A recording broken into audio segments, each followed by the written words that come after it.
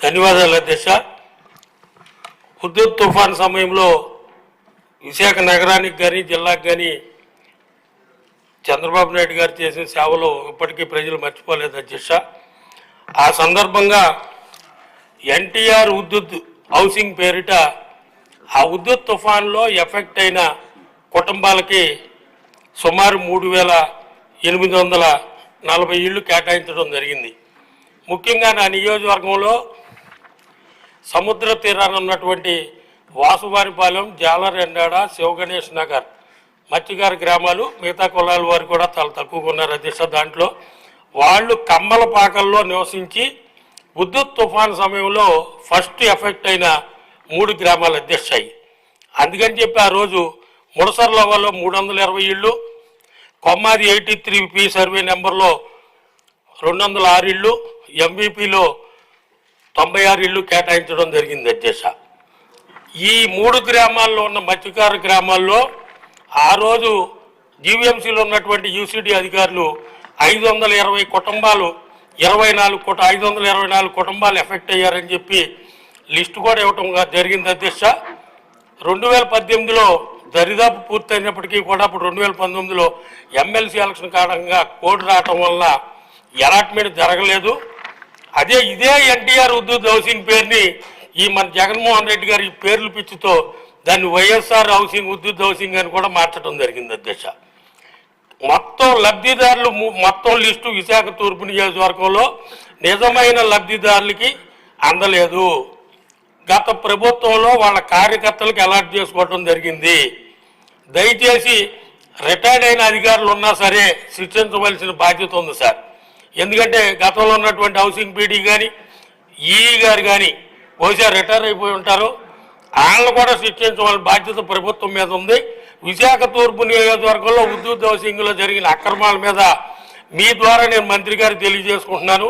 Collector గారి ఆధ్వర్యంలో enquiry చేసి నిజమైన లబ్ధిదారులకి న్యాయం చేయాలని మీ ద్వారా కోరుకుంటూ, ఎన్నికల సమయంలో సార్ మీ ద్వారా మంత్రి గారికి ఒక కాపీ పంపిస్తాను సార్. ఎన్నికల సమయంలో ఎన్నికలు జరుగుతున్న సమయంలో అప్పటి కలెక్టర్ గారి దృష్టికి పంపించినా సరే పట్టించుకోలేదు. అప్పుడు 1924లో ఎంపీగా ఉన్నటువంటి వ్యక్తి, మొన్న ఎమ్మెల్యేగా నా మీద పోటీ చేసిన వ్యక్తి, ఆయన అలాట్మెంట్ ఇచ్చారు సార్ లెటర్ మీద. కొద్ది రోజులు ఇల్లు పూర్తి అయిపోతాయి, మీ ఇల్లు మీకు అప్పచెబుతామని. ఇగో సార్ లెటర్లు కూడా. అంటే ఇక హౌసింగ్ డిపార్ట్మెంట్కి ప్రభుత్వానికి పని లేదు. మనమే పోటీ చేసిన వ్యక్తి మంజూరు చేసి చేస్తున్నారని ఆయన లెటర్ మీద ఇచ్చేయచ్చు సార్. ఆ ప్రొసీడింగ్స్ ఆయన ఇచ్చేసాడు సార్ లెటర్ మీద. మీ ద్వారా మంత్రి గారికి ఇది కూడా పంపిస్తాను. మంత్రి గారు నేను ఒకటే కోరుతున్నాను, విశాఖ తూర్పు నియోజకవర్గంలో నిజమైన లబ్ధిదారులకు ఇవ్వకుండా అధికారులు, కొంతమంది బ్రోకర్లు, అప్పటి రాజకీయ నాయకులు, అధికార పార్టీ వాళ్ళు అమ్ముకున్నారు. పూర్తిగా కలెక్టర్ గారి ఆధ్వర్యంలో దర్యాప్తు చేసి నిజమైన లబ్ధిదారులకు ఆ ఇళ్ళు అందించాలని మీ ద్వారా కోరుకుంటున్నాను అధ్యక్ష. మీ సమాధానం సార్. మంత్రి గారు హౌస్ కమిటీ గురించి కూడా స్పష్టత ఇవ్వండి. అధ్యక్ష, గౌరవ సభ్యుల అభిప్రాయాల్ని చాలా స్పష్టంగా చెప్పారు అధ్యక్ష. నేను ఫస్ట్ ప్రశ్నకి లేదండి అని ఏ విధంగా చెప్పానంటే అధ్యక్ష, ప్రభుత్వం అమలు చేసే వివిధ పథకాలు, ప్రజలకు మేలు చేసే అనేక సంక్షేమ కార్యక్రమాలు కానివ్వండి, అభివృద్ధి కార్యక్రమాలు కానివ్వండి, INPR 2 రూపాల్లో డిస్ప్లే క్లాసిఫైడ్ అడ్వర్టైజ్మెంట్స్ రూపంలో పేపర్స్కి, వివిధ పేపర్లకి, టీవీలకి అడ్వర్టైజ్మెంట్ ఇస్తుంది అధ్యక్ష.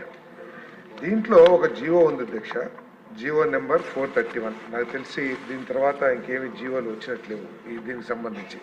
అంటే నేను అడిగాను, జారీ చేయటానికి ఏ విధమైన గైడ్ లైన్స్ ఉన్నాయి ఈ డిస్ప్లే అడ్వర్టైజ్మెంట్ కానీ లేకపోతే క్లాసిఫైడ్ అడ్వర్టైజ్మెంట్స్ కానీ అని చెప్పేసి కనుక్కుంటే అధ్యక్ష, దాంట్లో GOMS నెంబర్లో 431లో ఏముందంటే అధ్యక్ష, సమాచార పౌర సంబంధాల శాఖకు విచక్షణ అధికారం కల్పించడం జరిగింది. వివిధ ప్రభుత్వ శాఖలకు సంబంధించిన అడ్వర్టైజ్మెంట్లకు సమాచార పౌర సంబంధాల శాఖకు కేటాయించిన బడ్జెట్, ఈ విచక్షణ అధికారం కల్పించడం మూలంగా ఈ విధంగా చేశారని చెప్పేసి నేను భావించాను అధ్యక్ష. ఈ జీవోలో ఉంది కాబట్టి. కానీ విచక్షణ అనేది ఈ ఫిగర్స్, అందుకనే ఫిగర్స్ ఎక్కడ దాచుకోవడానికి మేము ప్రయత్నం చేయలేదు అధ్యక్ష. ఏ విధమైన చెల్లింపులు జరిగినాయి అవన్నీ కూడా చాలా స్పష్టంగా చెప్పాము అధ్యక్ష. మన సాక్షి పత్రికకి 371 కోట్లు ఇస్తే అన్ని పత్రికలు కలిపి 488 కోట్లు మాత్రం ఇచ్చాం అధ్యక్ష. తప్పకుండా దీంట్లో విచక్షణ జరిగింది అధ్యక్ష. కానీ ఆ విచక్షణ చేయటానికి ఉన్న జీవోని అడ్డం పెట్టుకుని ఆనాటి అధికారులు ఇటువంటి విచక్షణ పక్షపాత ధోరణి చూపించారని చెప్పేసి స్పష్టంగా అర్థమవుతుంది అధ్యక్ష. ఒకవేళ ఈ శాఖకి ఏదన్నా ఇన్ఫర్మేషన్ దాయాలి లేకపోతే తప్పుదో పట్టించాలనే ఉద్దేశం ఉంటే ఈ ఫిగర్స్ అన్ని కూడా ఇవ్వడానికి ప్రయత్నం చేసేవాళ్ళం కాదు అధ్యక్ష. కాబట్టి పక్షపాత ధోరణి చాలా స్పష్టంగా కనపడతా ఉంది. కానీ ఆ పక్షపాత ధోరణి చేయటానికి ఈ జీవోని అడ్డం పెట్టుకుని అధికారులు కొంత చేశారని చెప్పేసి చాలా స్పష్టంగా అర్థమవుతుంది అధ్యక్ష. తప్పుకోకుండా, ఎందుకంటే ఈ 371 కోట్లే కాకుండా వేరే డిపార్ట్మెంట్స్ ద్వారా కూడా దాదాపు 35 కోట్ల రూపాయలు ఈ సాక్షి పేపర్కి ఇవ్వటం జరిగింది అధ్యక్ష. ఇది వివిధ కలెక్టర్లు వాళ్ళందరూ కూడా 32 కోట్ల 75 లక్షలు, అంటే మొత్తం దాదాపు 400 కోట్ల రూపాయలు ఈ ఒక్క పత్రికే ఇచ్చారు అధ్యక్ష. 371, 32 అంటే 403 కోట్ల రూపాయలని ఈ ఒక్క పత్రికే ఇచ్చారు 5 సంవత్సరాల్లో. అన్ని పత్రికలకు కలిపి దీంతో పాటు సమానంగా సర్క్యులేషన్ ఉన్నాయి, దీనికంటే ఎక్కువ సర్క్యులేషన్స్ ఉన్నాయి, నేషనల్ మీడియా ఉంది, అందరికి కల్పించింది మాత్రం 488 కోట్లు మాత్రం. కాబట్టి పక్షపాత ధోరణి చాలా స్పష్టంగా అర్థమవుతుంది అధ్యక్ష. కాకపోతే అది చేయటానికి ఈ జీవోని అడ్డం పెట్టుకుని చేశారని చెప్పేసి ఉద్దేశం తప్పితే పక్షపాత ధోరణి లేదని చెప్పడానికి నేను ప్రయత్నం చేయట్లేదు అధ్యక్ష. తప్పకోకుండా ఏదైతే చేశారో అంటే కొన్ని నేను డిపార్ట్మెంట్లో కూడా ఎంక్వైరీ చేస్తే ఏంటంటే కొన్ని పత్రికలు పేమెంట్లు రావట్లేదని చెప్పేసి వాళ్ళు అడ్వర్టైజ్మెంట్స్ తీసుకుంటాం కూడా మానేశారని చెప్పేసి కూడా నాకు సమాచారం ఉంది అధ్యక్ష. ప్రత్యేకంగా ఈనాడు ఏదైతే ఉందో వాళ్ళకి చాలా పేమెంట్లు చాలా డ్యూస్ ఉన్నాయి, ఆ డీటెయిల్స్ కూడా ఇచ్చాము. ఆ పేమెంట్స్ రాకపోవటం మూలంగా వాళ్ళు అసలు ఈ అడ్వర్టైజ్మెంట్స్ తీసుకుంటాం కూడా ఆపేశారని చెప్పారు అధ్యక్ష. సో కాబట్టి దీంట్లో జరిగింది. తప్పకుండా దీంట్లో ఎంక్వైరీ చేస్తాం అధ్యక్ష. దాంట్లో ఎటువంటి తర్వాత పత్రికల్లో వీటిలో పక్షపాత ధోరణి చాలా స్పష్టంగా కనపడుతుంది. కాబట్టి దాని మీద తప్పకుండా చర్య తీసుకుంటాం. ఏదైతే ఈ జీవో ఏదైతే అన్నిటికీ ఇవ్వాలని చెప్పేసి ఏది సెక్రటేరియట్స్ అన్నిటికీ ఇవ్వాలని ఏదైతే ఉందో అవన్నీ కూడా ఈ డిపార్ట్మెంట్కి సంబంధం లేదు అధ్యక్ష. వేరే శాఖ సాక్షి పేపర్ సచివాలయాల్లో కొనాలి అన్న జీవో ఏదైతే ఇచ్చారో ఈ శాఖ ఇవ్వలేదు అధ్యక్ష. అదేవిధంగా డిజిటల్ కార్పొరేషన్ కూడా INPR పరిధిలోకి రాదు అధ్యక్ష.